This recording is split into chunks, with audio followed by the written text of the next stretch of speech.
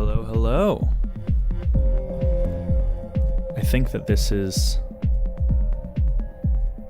Again, please let me know if my levels are kind of weird. I can't monitor this as well as I would like to. And I also forgot to add the chat to the screen, so give me 1 second.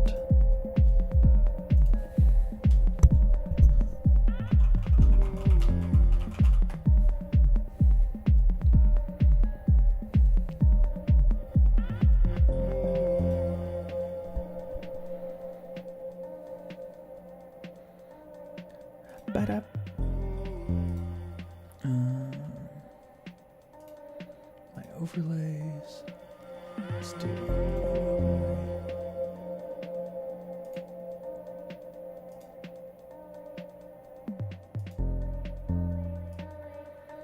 Alright, we're just gonna put the chat over in this corner, and I'm just gonna kind of.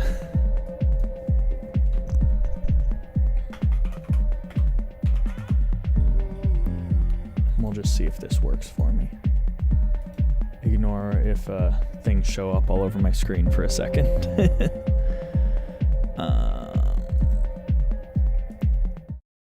Do that. Don't do that.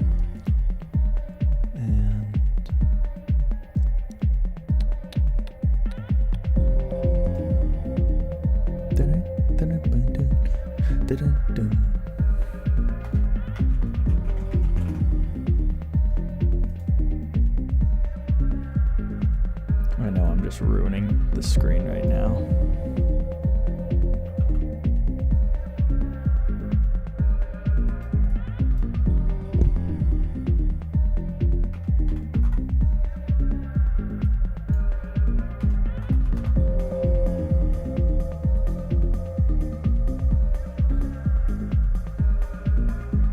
Okay, now I have a chat box. We'll see if it works.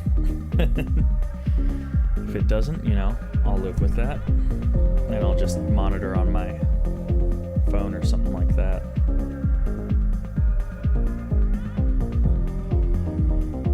So far, it doesn't seem like I missed anything, though, so... which is good.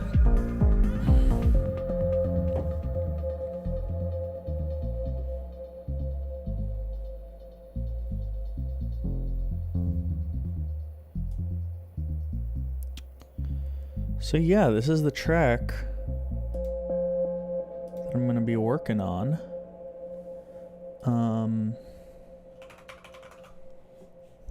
Just going to my YouTube dashboard, just in case. But yeah, so that's what I'm going to be working on. This is a new track that I'm planning on releasing. It's a lot of fun. In my opinion, at least, to have something that's a little bit more of like a, I don't know. I said like experimental house was kind of like my, like minimal house, experimental house, whatever. Because I don't know. I don't think it totally fits in with the rest of everything that I got going on. So.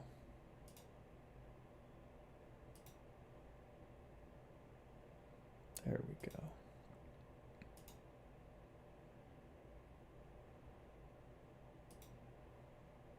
Now I'm in the actual room that I can do things in.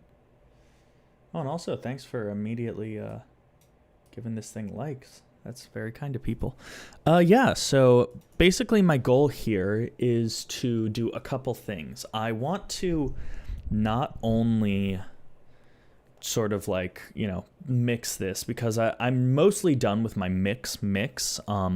I think things sound really good. I need to do my garbage mastering, which is generally just loading a preset because I'm not good at mastering. So for anybody who's like, oh, that's not real mastering, I know. I'm bad at it and I'm poor, for the record. But, for now, at this point at least, my goal is to...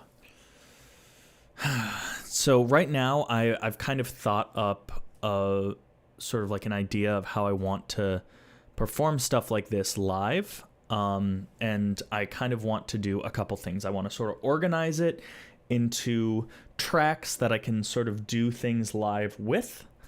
I want to color code some things so I can sort of visually see things and understand what I'm activating and not activating.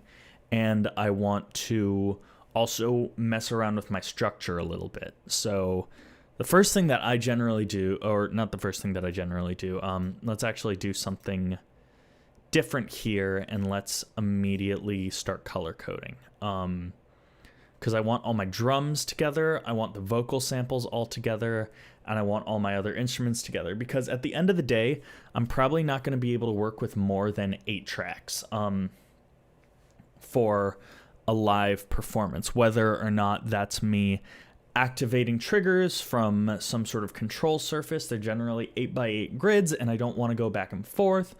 Or if I go for a more DAW-less approach, I would probably purchase an Octatrack, and Octatrack, 8 tracks. So I kind of want to fill some things up and figure out what that is. But in order to do that, I kind of need to figure out what groups best together. So let's do the drums first. So let's change the drums to, I like soft colors. So let's do like a nice lavender. That's a little bit of a dark lavender. Yeah, I'm going to be real picky on this.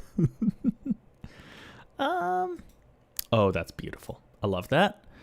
So let's do that. So the kick looks like that. The rumble looks like that. Ooh, that's a different color. I'm bad at this. There we go. So we've got the kick and the rumble, sort of like a lavender pink. Forget, what's the atmosphere? What is this atmosphere sound? Ah. So that, I like to visually organize my tracks. It's not really necessary, but this is just to kind of help me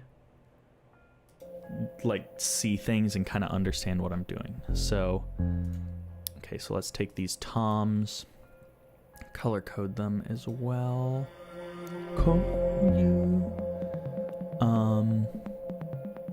Are those all the drums I have? Is this drum rack vocals? I feel like I have a snare in here. Let me see. There it is. Okay. Yeah, so I have just a little drum rack. I generally don't use drum racks for drums. Just because I have a little bit easier time mixing my drums, you know, like this. I need to change all of these. Oh, can you even change the color on a pre-done clip? Oh, that's gonna annoy me. That's gonna bug me. Whatever. So let's do... let's kind of try to find these more... I know I've labeled this atmosphere. I'm actually gonna rename that to synth lead, because that's honestly what it takes care of more. When I originally did it, I was like, oh, this was like an atmospheric part, and then more things filled out that sort of atmospheric thing. Ooh, this hi-hat, I forgot about this. This just shows up right at the end. So let me recolor that track as well. Boom. Okay, so, and I believe that's all of my tracks. So this is, yep, so now I'm going to actually do these atmospheric things. I'm going to put those as, let's do a very gentle bluish. Yeah, that's nice. You know, not anything super different from what I already have. So let's put that there. And what these are just a forward and reverse sample. It's this bell. Hey, how's it going? I do use the OP one for ambient stuff. Hey, yeah, mix with me. Definitely, if you think I'm doing anything poorly, let me know. But yeah, I actually still do use it's right over here. There's not a camera on it, but yeah, I use it all the time, whether or not it's techno or ambient stuff. It's not let me say this. It's not like totally set for, it generally doesn't live as a recording tool. I'll say that much. So if you're looking for something that is going to be a great recording tool, I would honestly spend that money on something else. I would spend that money on something that's a little more dedicated to something, but it's an incredibly creative tool, and it's really easy for me to get textures out of it really quickly. So the OP1, generally what I'll do is I can, you know what? I'll just make a quick example because I have it all plugged in. So that's the OP1. So generally I'll find like a sample that sounds good to me, and it has like a very atmospheric vibe to it, and I'll just drench it in effects. And this is why the OP1's creative, is I'll create like a loop, and I'll just kind of let that sit.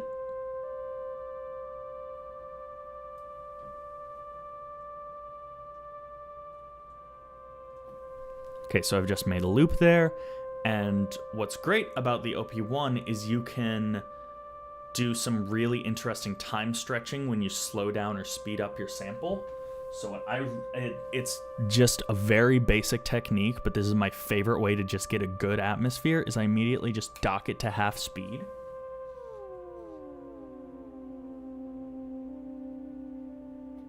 And then I also reverse it. And it's like,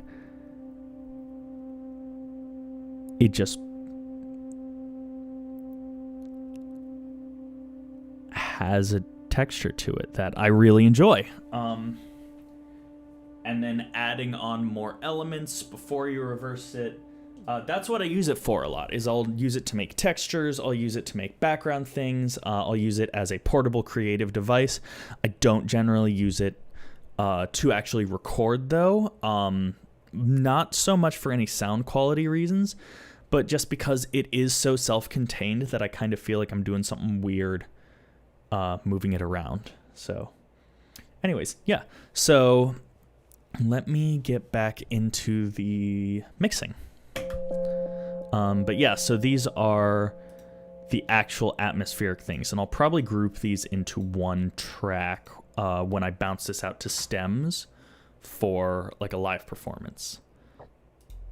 Let's see. What else do I have here? So this is also just a very atmospheric part. It's literally just one of the stock Ableton like noisy sample things, and I just liked kind of how the delay caught it with this sort of feeling. Let me get a little forward in here. So it just does this. And you can see I have an automated frequency thing. Oh, I appreciate that. I mean, it's a hard device to not make sound interesting and good. I think that the OP1 is a really valuable creative tool. I definitely don't think it should be anybody's first synth. And I say that as someone who bought it as one of their first synths. I don't think it should be anybody's first synth. I think that spending a lot of time understanding traditional synthesis and getting happy with really traditional synth sounds first, because that doesn't do traditional synth sounds.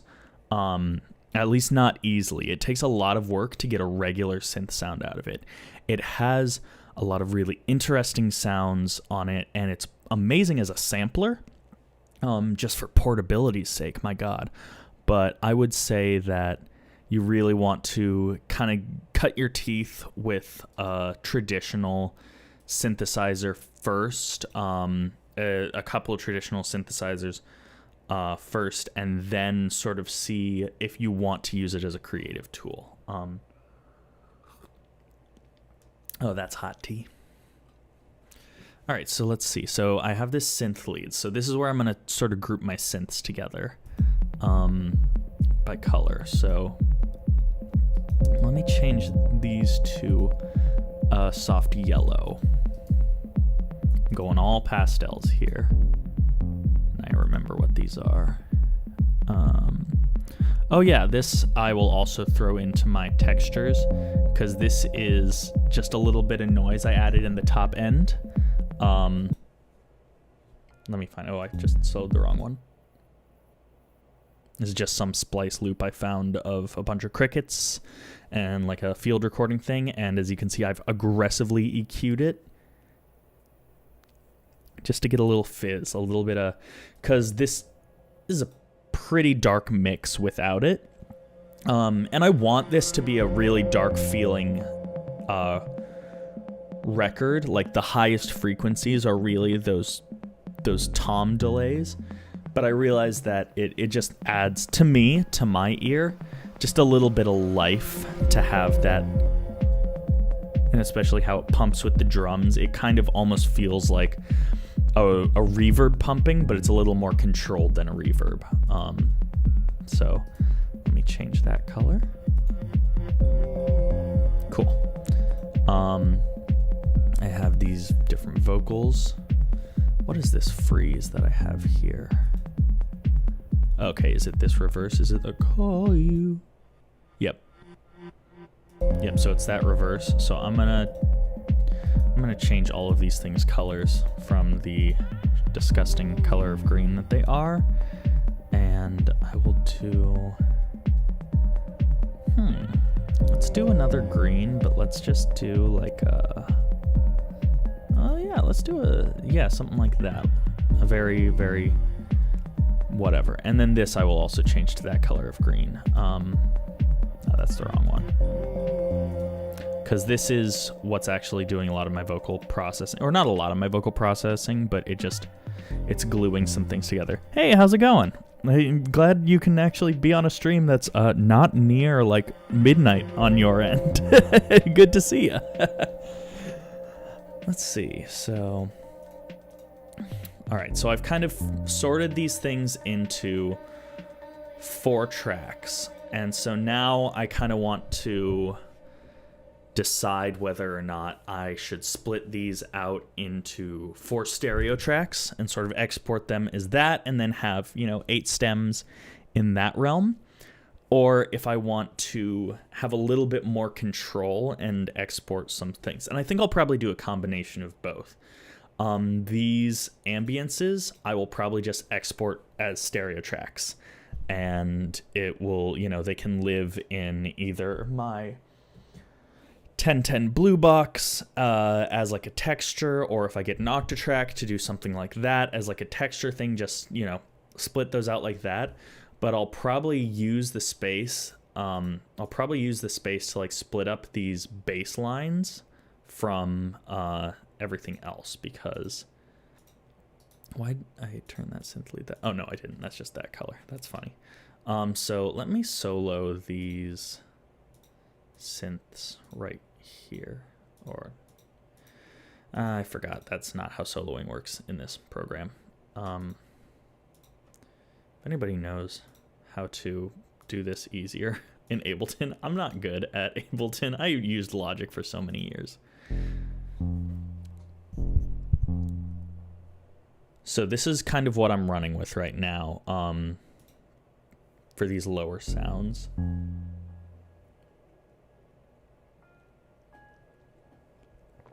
So what I'll do is I'll probably split.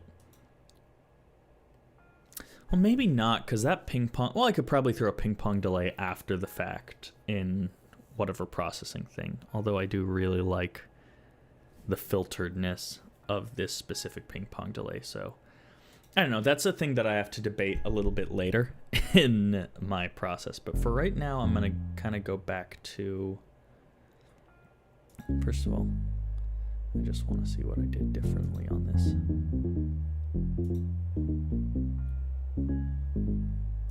Dun, dun, dun, dun. Cool. All right, so I've got things sorted, and I'm going to restructure some things because I feel like the tracks, it's a longer track, but it still feels a little short to me. I kind of listened to it and I didn't like how it built, so this first part I like. I'm pretty comfortable right here. It's just a nice long intro. Give someone the opportunity if they were to throw it into a DJ mix, or if I was to do this in like a DJ set, there's a good amount of time to mix in, which is important.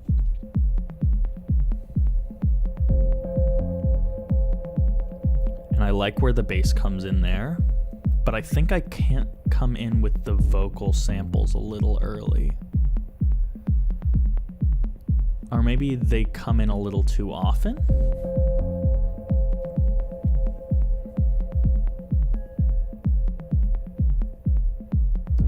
I don't know, I was thinking about this last night and I wish I had taken more detailed notes. But this is what I would do anyways. I just kind of listen through and I sort of feel where things go. Let me skip back ahead there.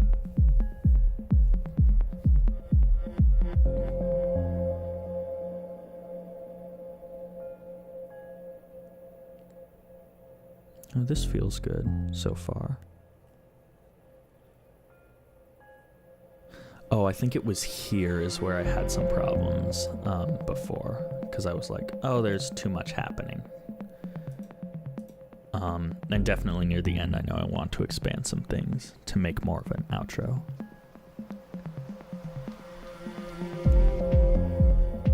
Oh no, it was here is where I definitely knew that my expanding was a problem. So I probably am going to want to just click and drag these off the bat.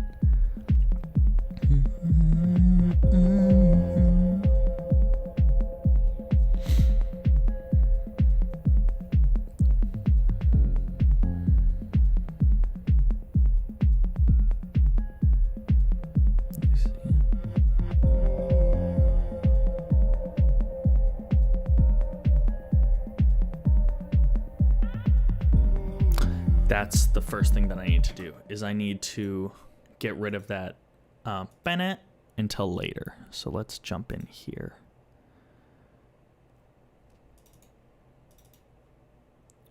That can go for now. Let's just copy and paste this. And I think I'll leave it on that last one. So let's just start from here.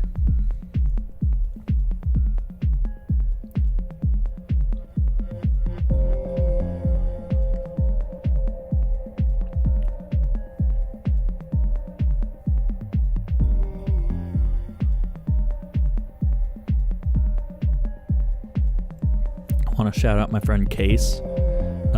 She did these vocals, literally just sang into an iPhone notes app, and it sounded great. Yeah, I don't want that there though.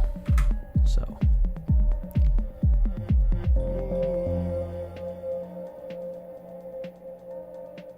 let's see. That's kind of nice there. That's kind of nice when everything drops away. You sort of get that little pop. I don't think it needs to happen twice there, though.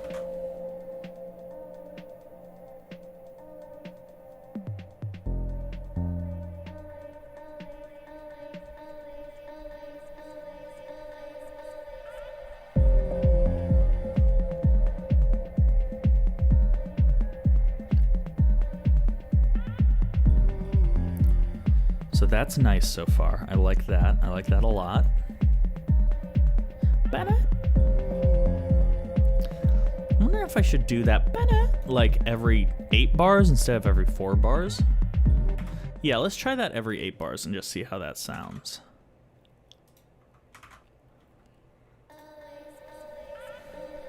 Hey, I will poop. You tell me when. Tell me when and where. I'm gonna do it. Good to see you, Sam. Do I maybe want it on every other 8? Ooh, that's probably the idea.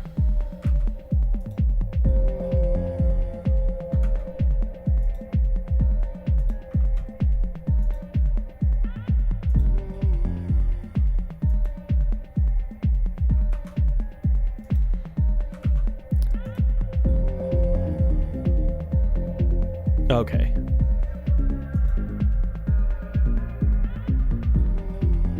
So I think I need to take out that at the top. So I'm going to expand this a little bit in a second, but I just want to hear how that... Oh, shit.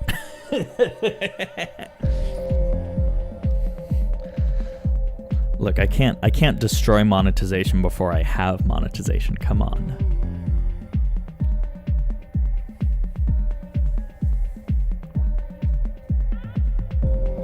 Yeah, so I like that that on the every other. So that's nice.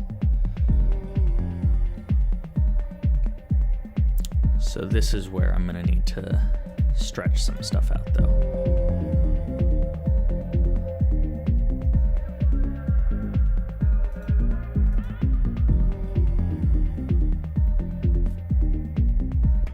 So let's do that same sort of idea where I get rid of that, but I get rid of it every other time. So, and I'll keep it on the second of those. Because that motif comes back later, at the end here. It does this thing. Like almost like a weird hat pattern.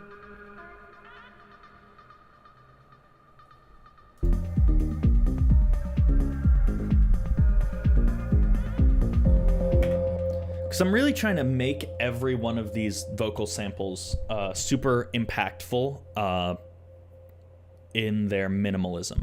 Because I am afraid of using vocal samples.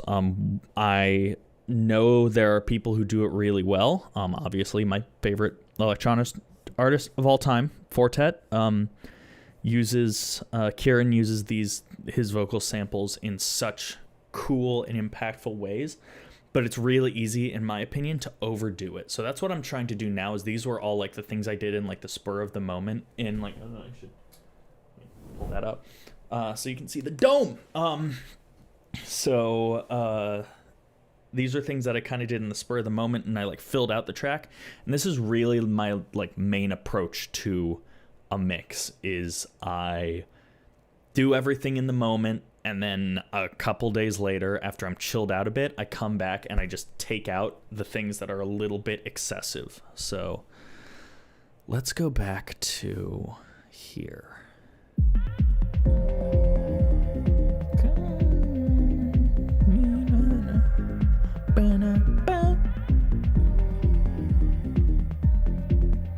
Ooh, yeah, and I should probably take out that the second time.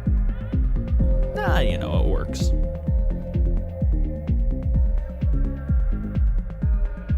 Take that out.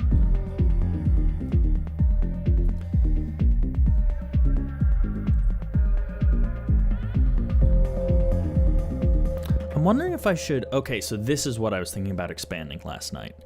Let me see how this sounds. To do all of this... Let me copy this real fast. Or just drag this, rather. How about I select the whole project? That would be sick, wouldn't it? There we go. So let's take all of this to here. And then let's recopy this, but just not start that hi-hat. Again, so like, let me put that there, and then take this away. So I can get that...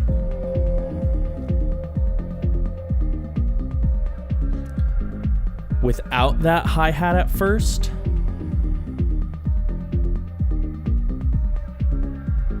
I might want to half this. Maybe, I don't know. I'll try both, but for now I just kind of want to listen. Oh, I forgot. I need to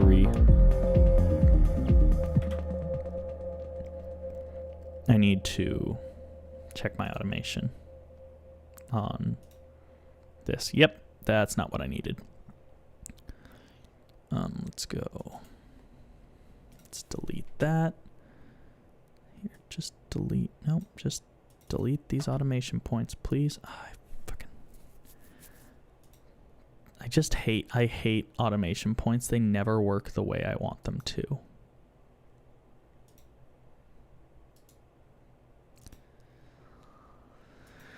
Okay, whatever. I'm just gonna drag this down. We're just gonna live with that. It's just gonna stay a little higher, I guess.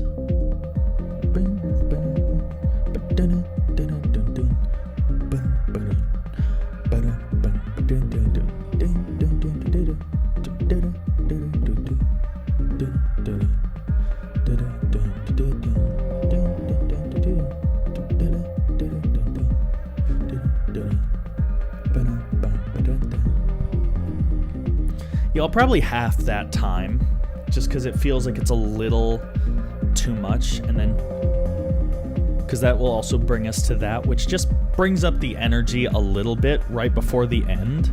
So you get that sort of feeling at the end that it ends the song on a really high note, in my opinion.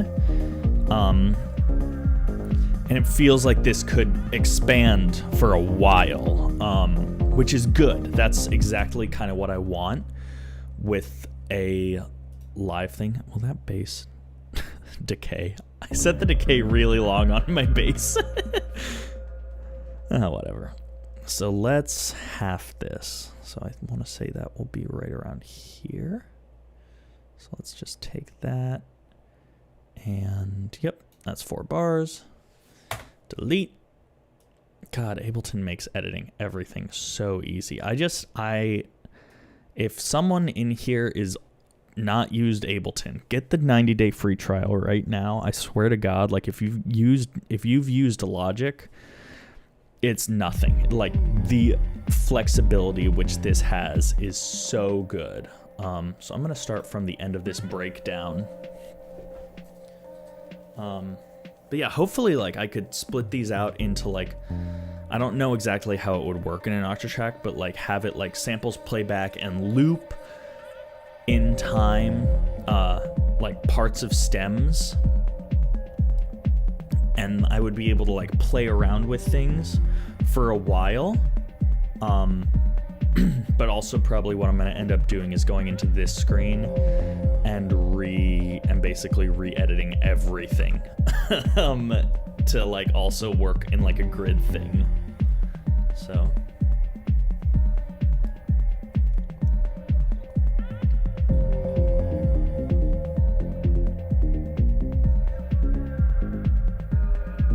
okay, so we've got that ending bass line in.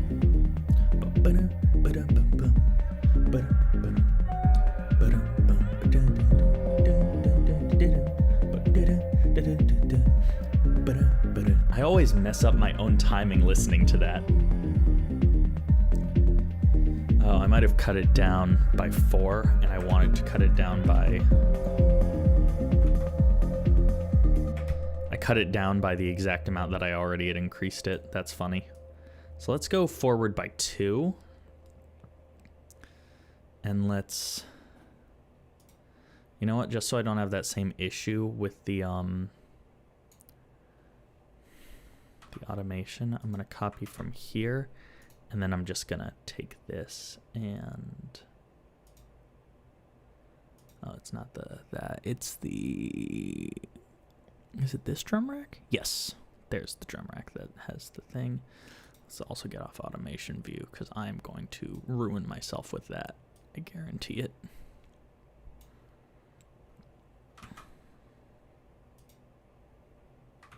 Cool. So let's hear how that sounds from coming back in.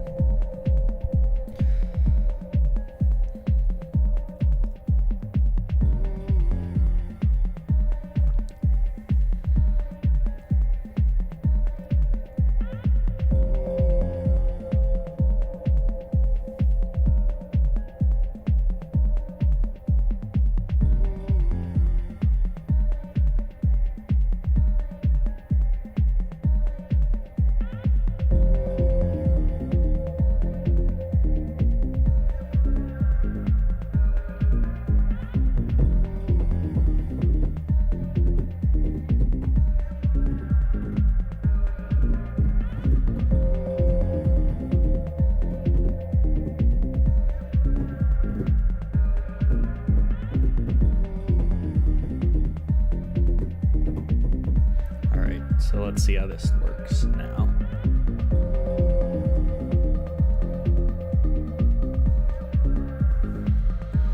What effects do I have on that sample?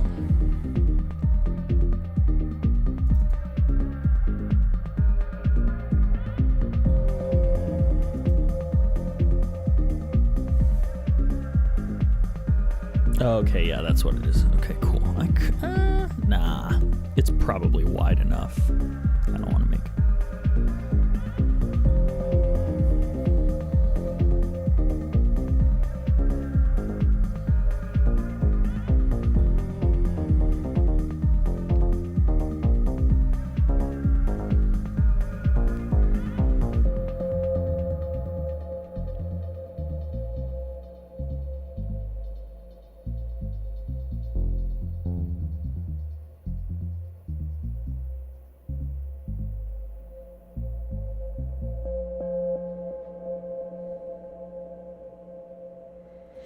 I need to make this fade out a little better. I don't know. I don't know if I like that more. I'm going to bring that to a pretty aggressive fade there. Starting right here. I don't know if I like that more because it is like sort of a not... It's a not... It's not an even thing. Like, it's not like a 4, a 4, a 4, a 4. And this whole song's been sitting in very comfortable 4s. And then suddenly we just have a 2-bar break here. So maybe if I cut 2 bars out of here and got us to the... Oh, no, because that would feel weird getting us into the bass line there. I'm going to sit on this because I'm also not sure how much of that has to do with me being in the headspace of I've been listening to this mix in this sort of order for a couple weeks at this point. I just got the vocals in about a week ago, I think. But that's the only thing that is new. So I'm also just very used to that. So I'm probably going to have to sit on this and kind of see what that looks like. So why don't I just do a quick little basic master. So most of this is kind of... So this master chain right now that I have going on is sort of what I do first and foremost on pretty much every track is I cut the very, very subs and I cut the very, very highs because I'm not good at mixing in those realms, and so I kind of live by the thing of once you get good at a thing, definitely start using it. And I'll try it, but I'm also not like comfortable enough to try because I don't have a real sub. So what I'm gonna do now though is I'm going to so I have a sub, I have a little bit of compressor with not the most aggressive knee, not the softest knee in the world, you know, it's just got a little bit there. And I really like the visual aspect of the Ableton compressor because it lets you really see where things like it lets you visually see your threshold, which I know you should mix with your ears and not with your eyes, but sometimes, especially, you know, for someone like me who's still kind of training themselves to hear certain things and kind of see where those make a difference, it's really easy to pull my knee to that point and to be able to pull it there and then immediately feel, that's right. So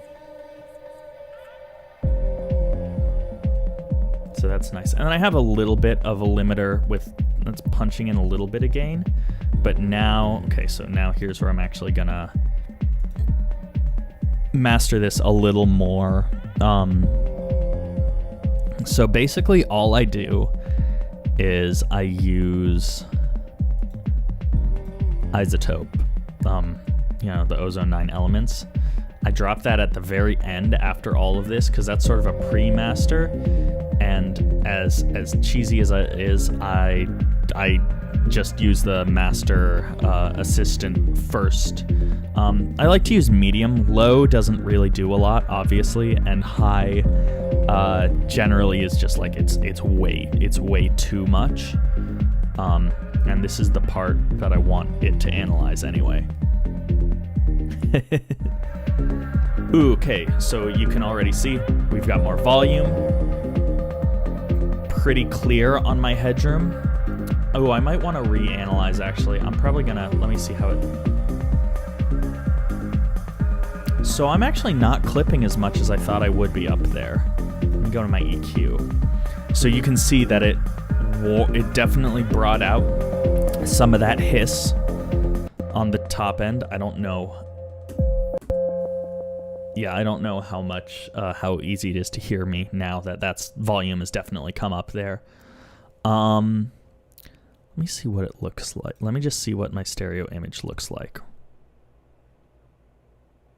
Hang on, it's not picking me up, is it? Uh-oh.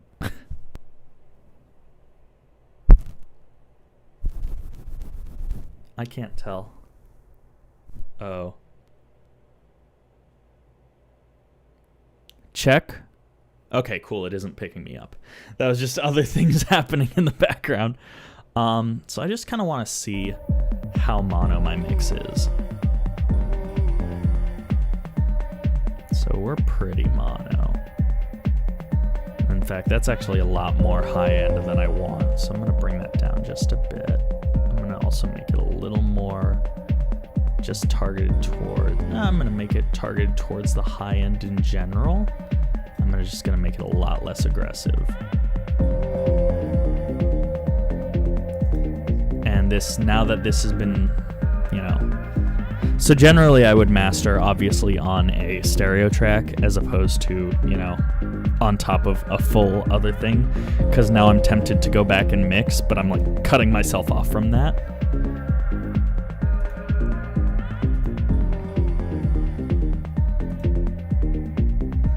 So we're still very much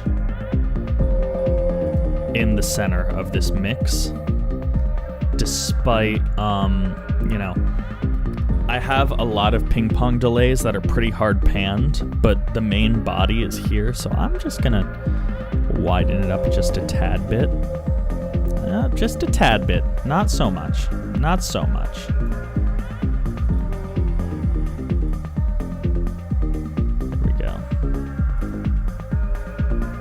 I don't like that.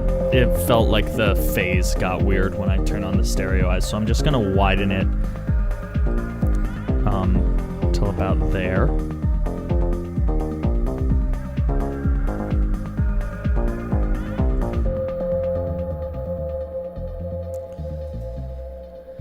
Yeah, that hiss is a little much here. I honestly might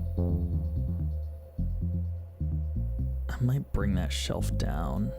Let me go back to that part with the hats and have it remaster assistant there, because that might impact that, because I just don't like where that's setting. Okay.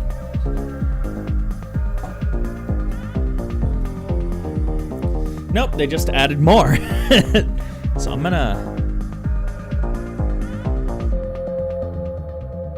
Yeah, so I'm just doing a little bit more of a cut, because this is not mixing. This is my mastering chain, so...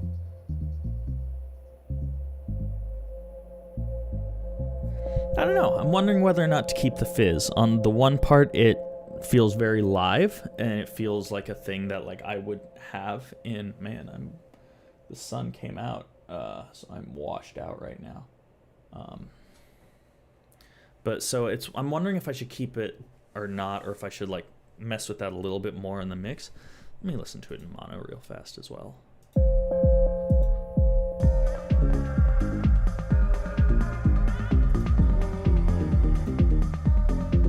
Ooh. I've definitely lost some low end in mono.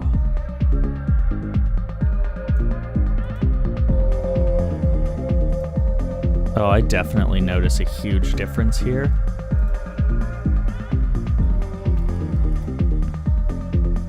Obviously, like, you know, no mix is gonna sound perfect in mono, but I'm still like, dang, that is...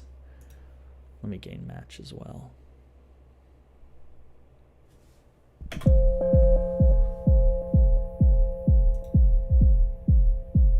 So that's pre with a gain match. Yeah, so it's bringing up those highs quite a bit, which I guess, I mean, it makes sense. It is like a nice detail in the mix. So I'm just listening to this in mono right now because there is such hard stereo delays.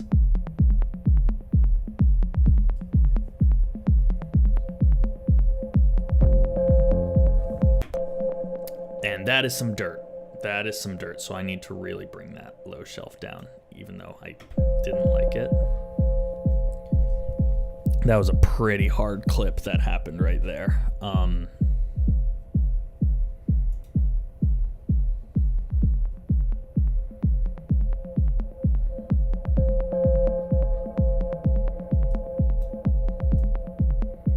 Let's wait till we get to that bass again.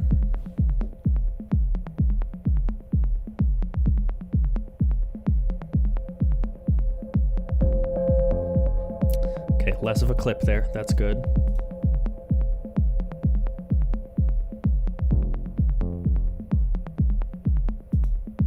Yeah, man, living without that stereo field. I mean, it's like, I think the song still sounds good. Like, I don't think it's like unlistenable without that stereo field. But man, it really disappoints me as someone who's been listening to that. Just the and like getting all that color from ear to ear. Like, I know that's just not gonna happen because like that's kind of part of the game, you know, is like you're just gonna lose that. But man, that sucks. I'm gonna bring that high end just down a tad more, and I'm gonna make it a little. I'm gonna make this actually a really sharp drop here.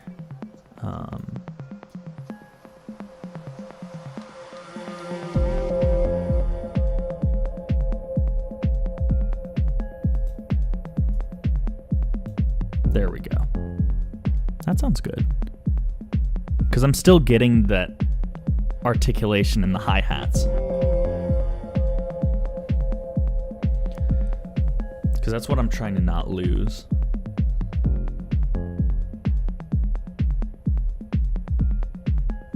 Take my voice out.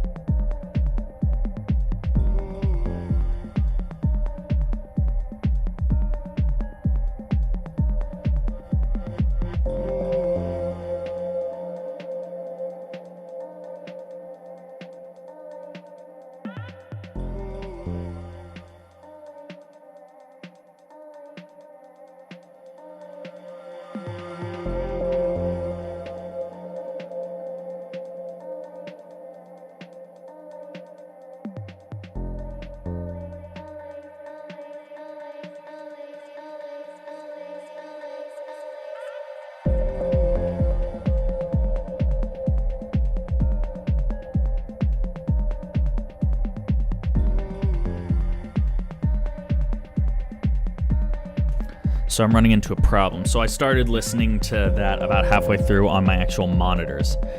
And boy, that kick was not sounding good. It was hitting really hard in the mid-range on my actual studio monitors. And these studio monitors have a pretty hard low-end roll-off, which is generally a thing I really enjoy, is a really hard low-end roll-off for a studio monitor, because I would rather mix not bassy. I would rather mix in a way that, like, you know, that kind of settles, you know, the mix. I like a pretty flat mix there, but I did not realize how hard of that was. So I'm gonna have to bring that. Let's see what that sounds. So sorry, I'm not gonna talk for a minute, just so because feedback, and I don't want to break all of my gear. They're Yamaha something or others. I have the box in the closet. Give me a second. I don't own them. I'm borrowing them, and I forgot that I was borrowing them until like a month ago, and I was like, oh, I should really pay for these.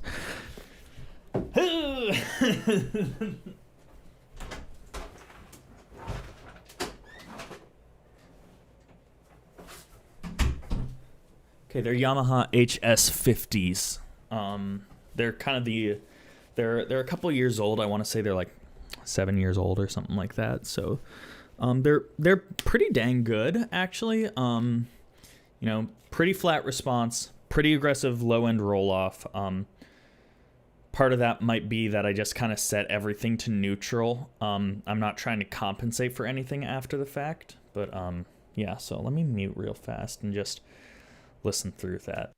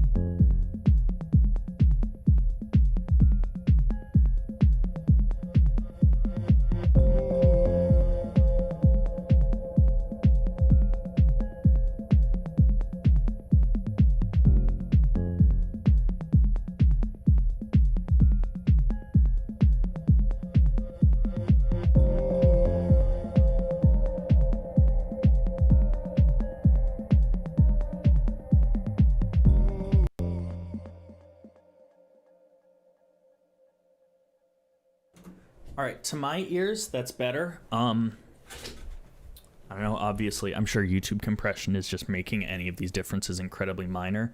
One of the things I realized why the kick sounded so weird, it actually wasn't as much on the low end as it was on the top end of it, which is why I took that sort of mid hump and I put it into a little bit of a scoop. Not like a crazy scoop, but just like the kick and the delay repeats on the toms were really kind of clipping almost. Like they weren't clipping because like it was actually like a fairly clean mix. But like they were very snappy and in my face. Part of that is also I'm in an untreated room. But most people listening on monitors are not in treated rooms because most people are not listening in professional studios. And that's kind of a thing is like I kind of like the bedroom producer sound to my ears more than the studio producer sound, because the studio producer sound is mixing on a system that's like their system and they like how it sounds, but like only a couple people are going to listen to it in that room. So, you know, I definitely really like them. They're not the greatest things in the world. I'm not getting like incredibly detailed.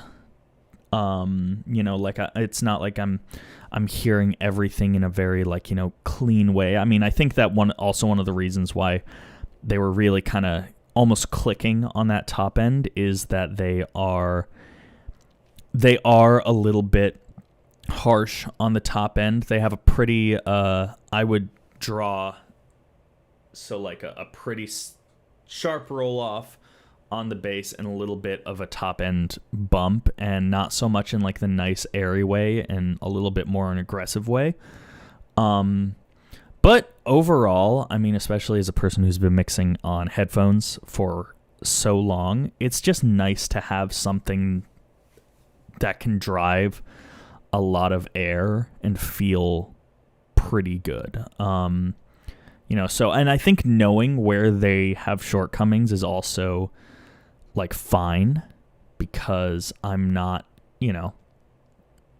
it sort of gets you good at mixing to your equipment as opposed to mixing from what your equipment tells you. You kind of understand, okay, this is happening, blah, blah, blah. So like I want to get something with a little bit bigger of a speaker cone, because these are like 5 inches, maybe, probably like 4 to 5 inches. So they're really not anything special. So they're not gonna really, even if I like boost the bass coming out of them, they're not really gonna replicate that. So I'd like to get something with like 6 to 8 inch speaker cone eventually in the future, and then like a gentle sub. Like I don't want like the craziest sub in the world, but just something that, I can feel that rumble and see if it's getting in the way. For example, like if I was to play a kind of tricked out club, I would like to know that I'm not just going to sound like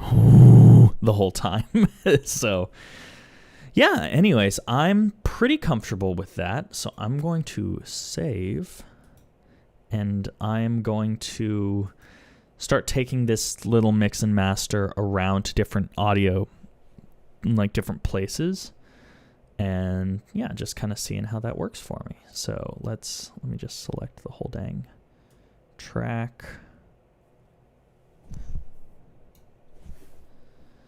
Did I do? Okay, yeah, so I did way too much. So where does that, I need to see where that delay falls out.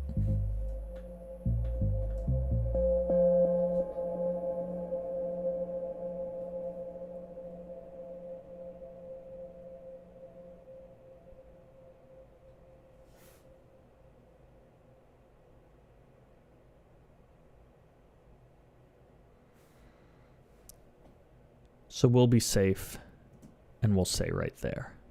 That should be the spot to go to. God, why did I do that with my... I keep on switching between my mouse, like my mouse pad and like my... what's the word I'm looking for? Whatever. It's fine if it's not all the way cut. I mean, this isn't the final master anyway, so I keep on switching between my mouse pad and my touchpad because there's been I keep on like, I wish that my mouse, I actually like I like working with an external mouse as opposed to a touchpad, especially at a desk. Like I can just, I'm not cramped together. I can actually sit with like my arms apart, but I need something with like a circular scroll wheel that I can do like a bunch of different directions, or with like 2 scroll wheels or something like that. All right, so let's export all of this, and that seems to be, yeah, I'm just gonna keep it 16-bit. I mean, who's gonna listen to it at a higher bit rate? who's really gonna care? Let's just do a new thing on my desktop, and let's save it as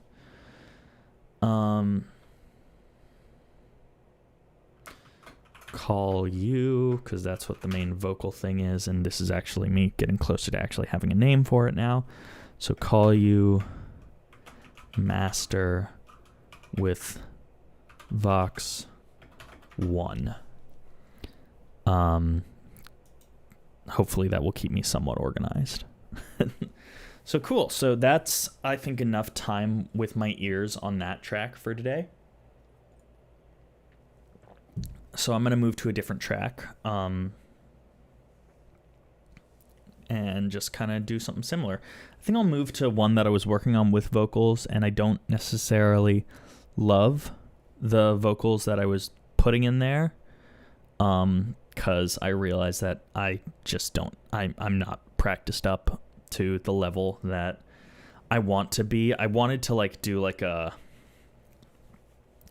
mix between like a caribou and a dead mouse. I wanted to have like a really prominent vocal sample, but in the way that like Caribou chops it up, where he has like those, like the one track I'm thinking of is like the what's it called? Hang on, I have to look it up now. Because it's off of his latest record. Is it Lime or is, hang on. No. Don't. Hang on. I don't want to get copyright struck.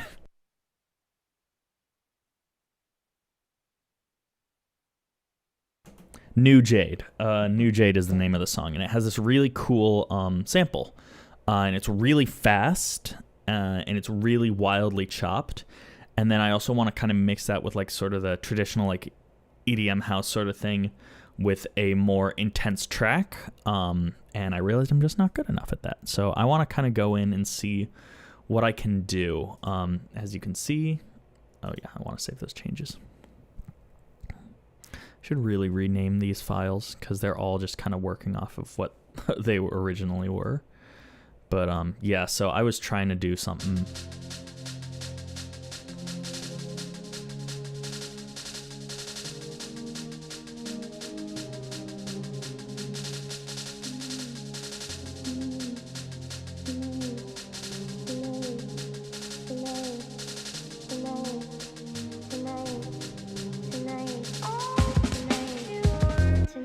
But it's just not for me. Like I just don't have the ear for that sort of thing yet. At least in my head. But let's listen to this track because I kind of, first of all, this is like a shockingly few tracks. This is everything. I can even delete that vocal bus. What is this track? Can't remember. Oh, that's not even doing anything either. Oh no, it's a compressor for something. I think it might be like my drum, like a drum bus or something like that.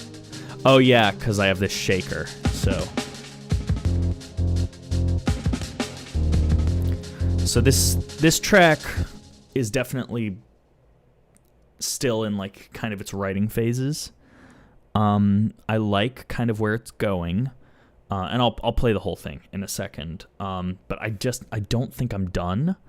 One, because obviously I only have a couple tracks in here. Not that you can't write an amazing song with only a couple tracks, because you absolutely can. But I think I just need to do some more tweaking on some of these samples, on some of these rhythms that I have going on. But I really like this because this was my first time like chopping up a drum break in a very cool way. Hey, how's it going? This was like my first time doing something like this, and or not my first time chopping a drum break, but like my first time chopping a drum break and thinking, wow, this sounds sick. So I kind of turned it into like a full drum and bass style thing. So I'm gonna play it. We'll listen through it together. And we'll see where we kind of want to go with it. So I'm going to mute myself so I can listen on the monitors.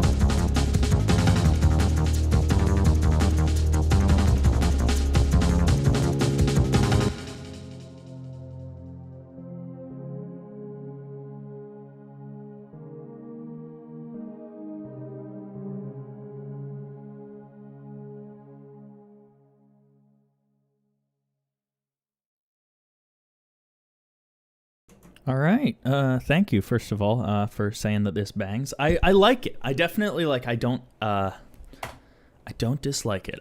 First thing though, now I'm gonna go into analytical critic mode. First thing, I definitely the break repeats a lot, like a lot, and I that was like writing. I was sitting down and I was kind of like. I was like, I like this. Let me repeat this. I like the first part of it here where it's just like this. It feels very lively. So what this is, all of these synths right now are soft synths. I want to actually re-record this bass, though, on like a good analog synth. One of these bass lines. I think it's this one is the one I want to do on like a good analog synth because it's clearly trying to be an analog synth.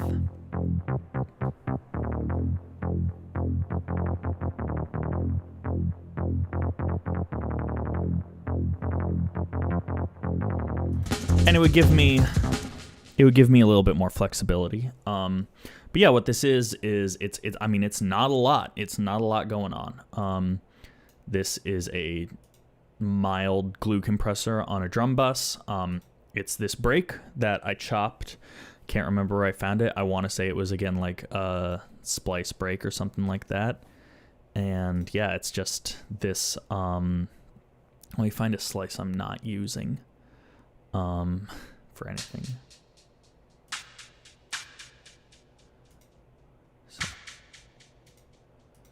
I can't remember which ones I am and am not using, but it's just kind of like a traditional, like, it's not an amen break, but it's very close to an amen break in sort of like the way it does its thing, and then it's just that a stock Ableton shaker,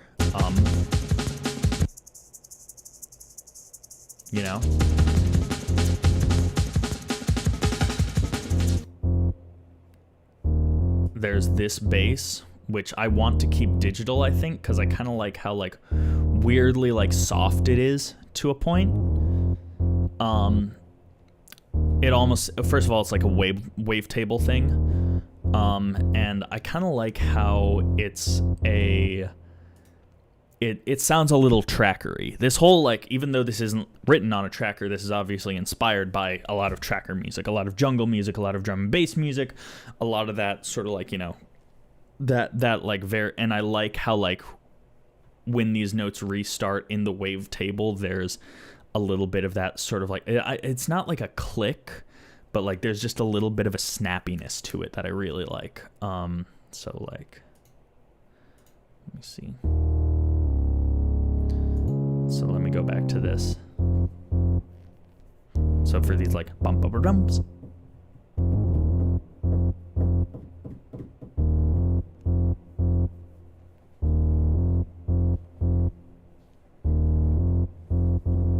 Yeah, so there's yeah, and then but yeah, it's two basses. So one of them is a bit more of an analog sound. I want it to be a little bit of a higher frequency, stand out a little bit, just kind of punch a little bit, but without booming as much. And so I'm going to need to EQ that because, man, was it booming. And then it's just some random, what was the engine? Oh yeah, it was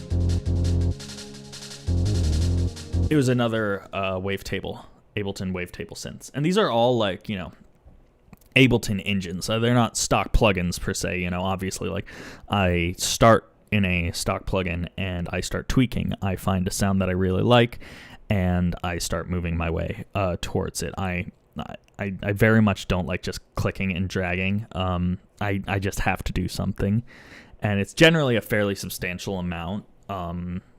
But so yeah, this is all kind of soft synths, stock plugins, and a couple chop breaks, or one chop break. So let me listen though, because here's where I'm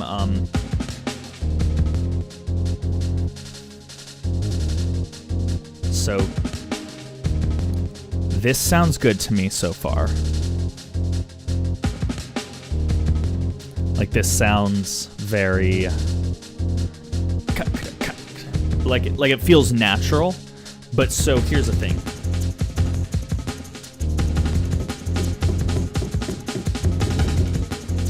That happens every 4 bars. That da da da da da da. I love triplets, but like, man, I overused them here. So first of all, I'm gonna shorten this and like actually copy and paste it as opposed to just dragging a loop, because that means when I edit each loop, I can, I'm not changing everything in the future though, because I like this maybe happening like every 8 or every 16 bars, give myself a little more room to play with there. So let's listen to this right now.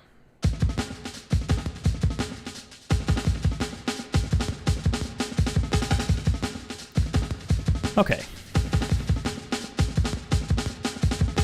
So that's my snare. So let's move this into a bit more of a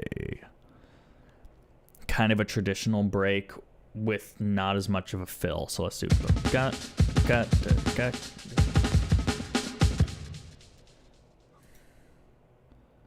So let's do like a dun dun dun dun digga digga. So like it feels less like a full fill. There's still I like the idea of like little fills everywhere, because that's what a real drummer would do. They would just kind of sit down and like occasionally throw random accents places. So let's move this here and see how that sounds.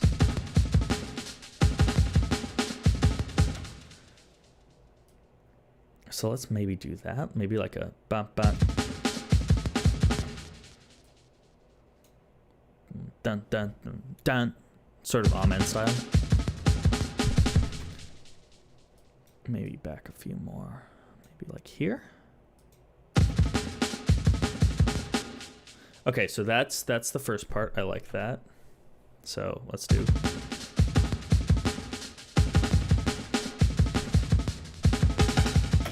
Okay. So I think I'm just gonna recreate an amen pattern, so the bum bum ga ga ga bum ga da ga da da ga da da sort of thing.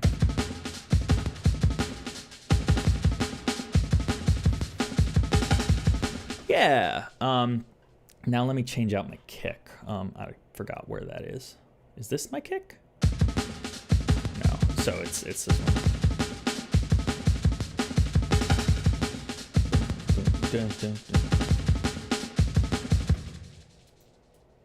So let's leave a little space there. And maybe don't leave as much space, but just like kind of.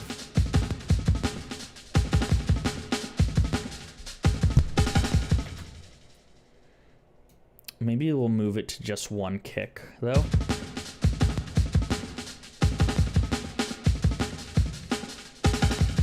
Ooh, I like that. How about I take that and then...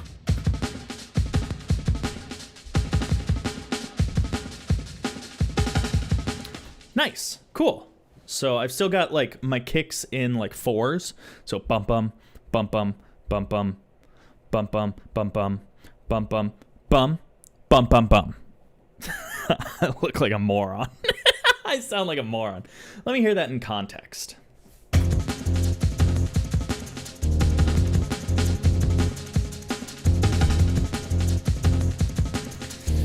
See, I don't like it in context as much.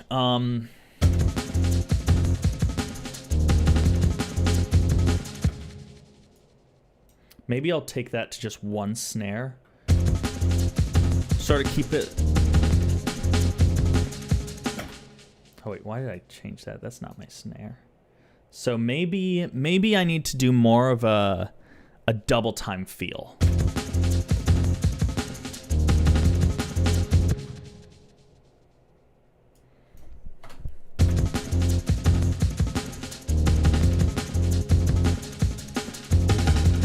So how about I move this here?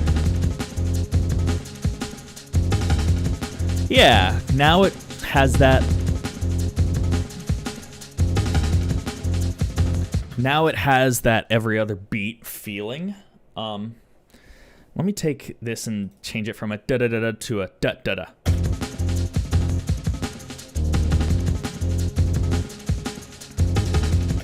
I guarantee you the drums are clipping. I mean, it's mostly YouTube compression, because at least I think it should be. Hang on one second. Let me actually go to my loop back thing. Let me move this out of here so that's not in y'all's faces.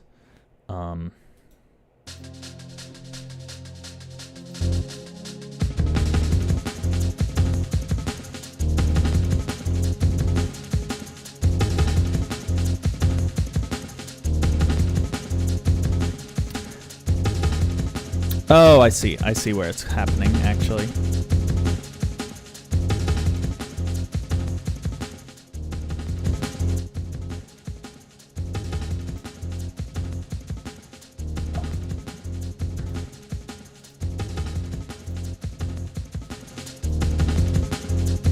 That should be better. I'm not sure where my audio is standing now, but that should generally be. Obviously, let me know if I've just ruined all of my audio. Where was my monitor? So yeah, I like this more because it has more of a 4 to the floor feel.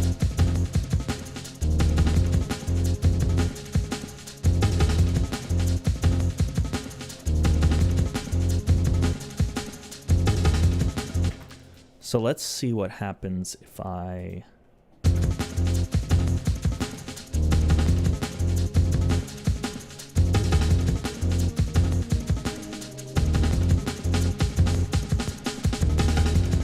Okay, so that every 16 isn't bad. I think it's just going to... I mean, part of it is these drums are also just, like, compressed all hell.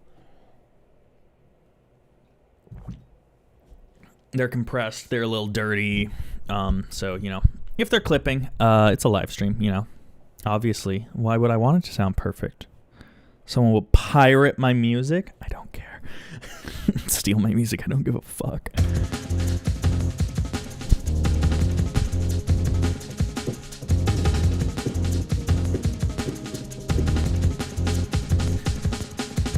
So let's take this first pattern. Let's copy. Let's paste that over here, and then let's change this. Let's make it like a 16 bar pattern. So let's do, you know, 4 4-bar patterns, and let's do this next one now. Let's take this real fast.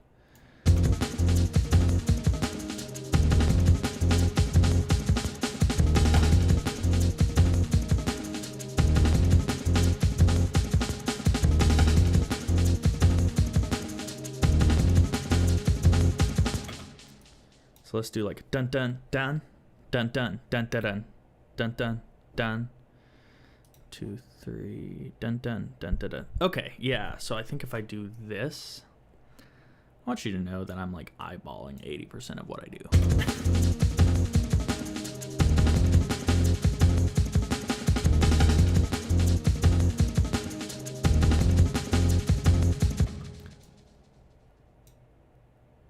Why didn't that come out as much?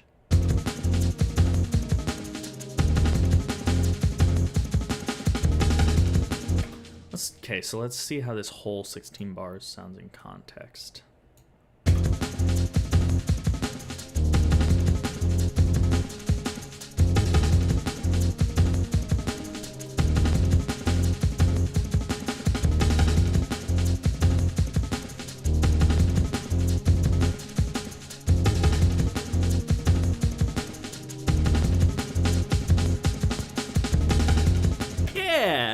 That's already 100,000 times better. That's already so much better. So let's see if I want to keep this for everything. If I want this to just kind of repeat through the song, or if I think that, you know, no, don't just copy 4 bars. Copy the whole dang 16. Come on.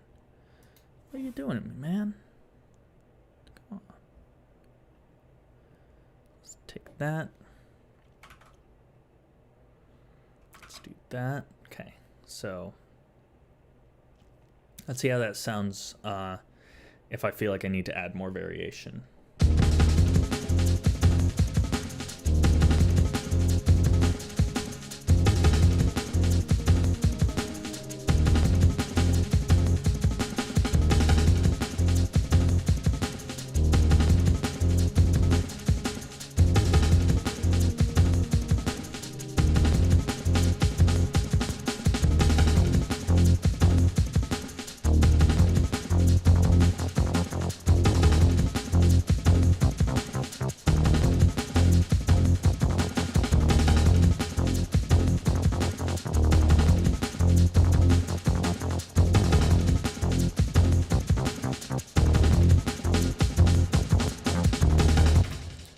So, no.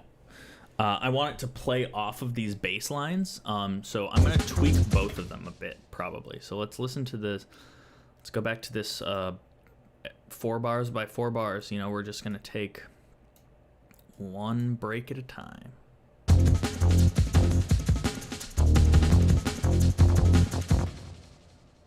So, dun, dun, dun, dun, dun, dun, dun. Maybe like that. Da da da da da. So.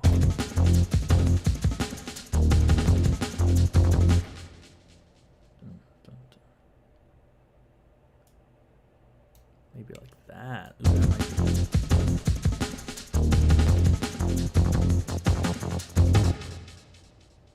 be... Ooh, yeah. So let's do like a dun dun dun dun. You guys like how I talk my drums out? Let's do like.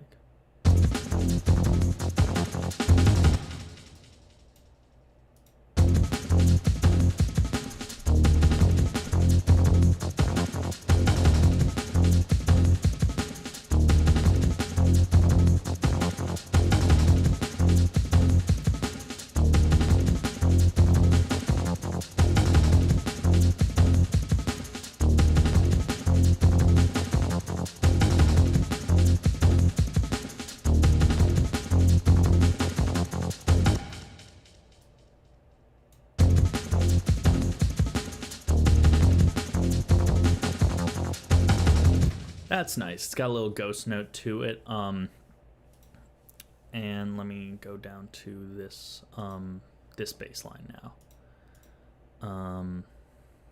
Did I copy and paste or did I drag this? Okay, so I copy and pasted. That's good. So now I can actually tweak each individual one. So let's see what I've got. So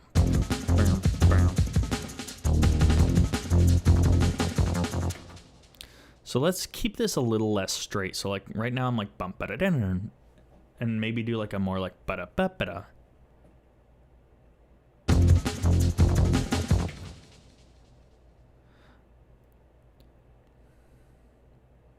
Ba da. So yeah, let's try that.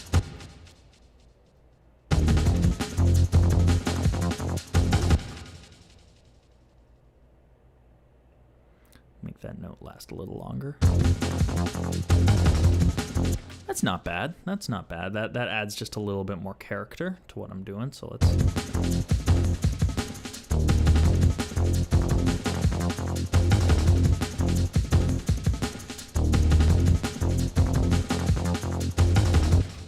All right, next 4.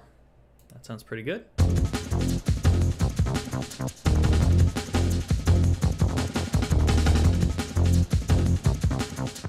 So for this bump, bump, bump, bump, maybe I should do like ba-da, ba-da, ba-da, ba-da, and do like kind of ghosty things. So I'm just going to cut this down to this first half.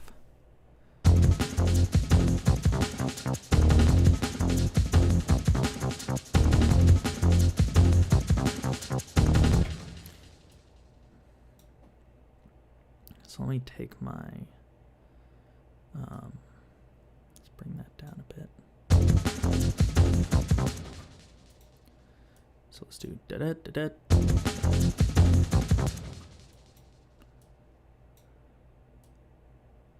Let's do da da. So I'll put this one right here. Bring that.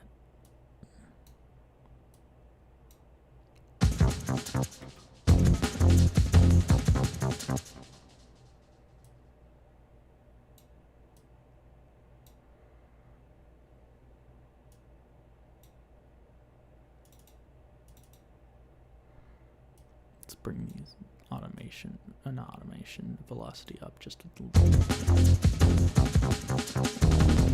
That's nice. It's got kind of like a point counterpoint thing now. So let's listen to all of that first.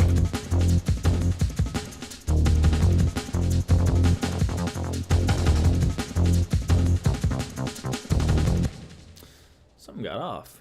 What happened?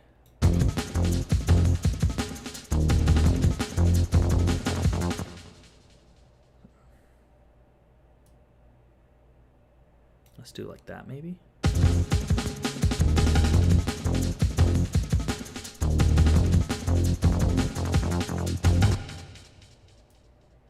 Maybe take that out.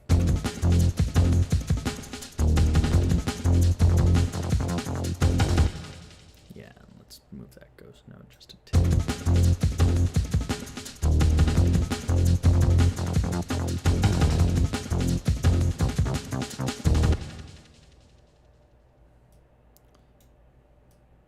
Let me try moving that.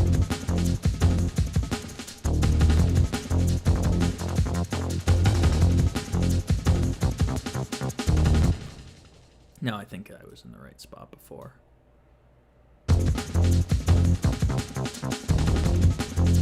Nice, cool. So let's get to the end of this bar then.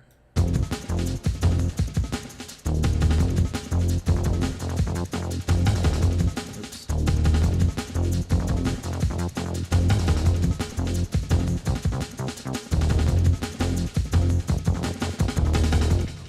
So let's do... So let's keep that, because that's more up there, and let's actually go back down to here.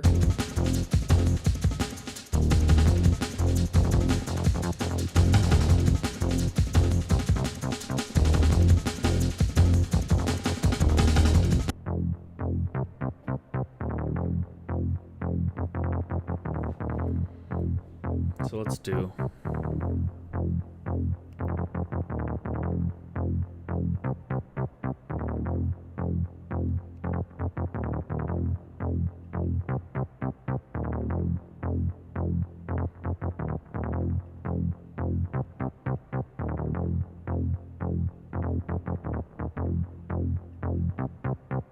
Just freeing up a little space. Let's see how that sounds.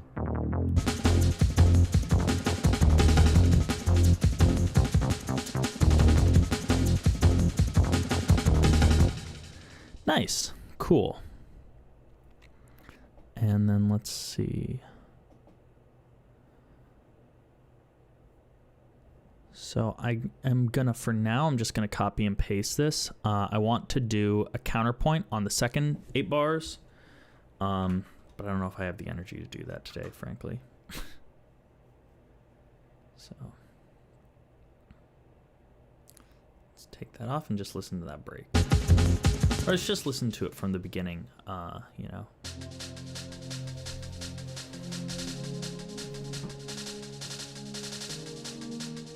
Oh, I didn't even realize my camera died.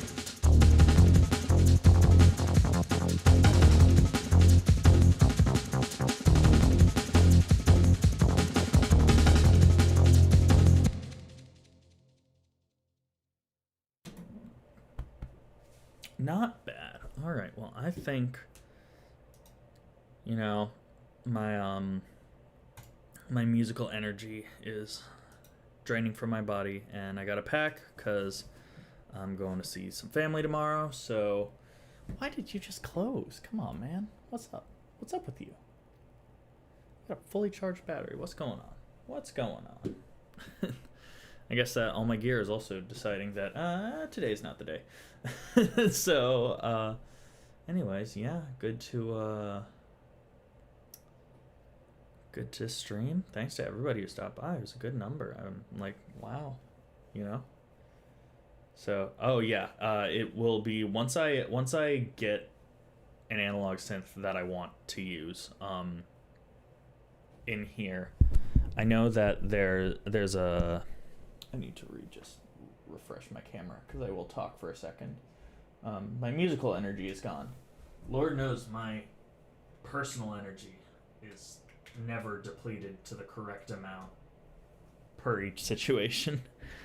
But yeah, it'll be really fun to kind of sit down and do that. I know there's a Korg Minilog that some bandmates have. I know Sam, who's in the chat, might have what is it? It's not a Micro Freak, it's an Arturia Micro Brute. So, you know, those things might be cool. My camera's just not coming back. That's fine. I understand, I guess. I mean, I don't like it, but yeah, so, you know, I'm hoping that when that happens, I'll get to use one of those, maybe have a little bit of fun with it. Potentially, you know, I'm looking at trying to get a MIDI to CV thing. In that case, I could use my Eurorack, which is cool. It would only be like one voice, but you know, it is what it is. So yeah. But anyways, thanks to anybody. Thanks to everybody who stopped by. Hope y'all have a good rest of your day.